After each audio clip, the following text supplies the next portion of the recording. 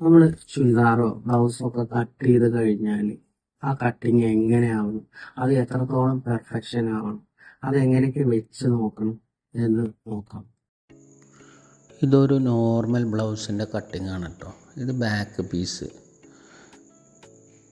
ഇത് ഫ്രണ്ട്. അപ്പോൾ ഡാട്ടുകളൊക്കെ കറക്റ്റായിട്ട് നമ്മൾ മാർക്ക് ചെയ്തിട്ടുണ്ട്. ഇത് ബാൻഡ്.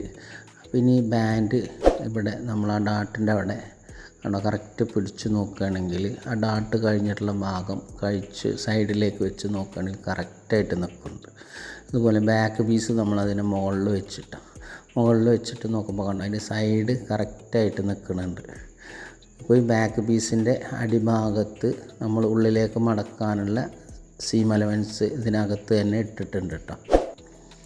ഇനി ഇതാ കണ്ടോ സ്ലീവ്. ആ സ്ലീവിൻ്റെ ആം ഹോള്, ആ കൈക്കുഴിയൊക്കെ കറക്റ്റ് ഒന്ന് വെച്ച് നോക്കിയാൽ കണ്ടോ, നമ്മൾ ബ്ലൗസൊക്കെ കട്ട് ചെയ്താൽ ഇതുപോലെ കിട്ടണം കേട്ടോ.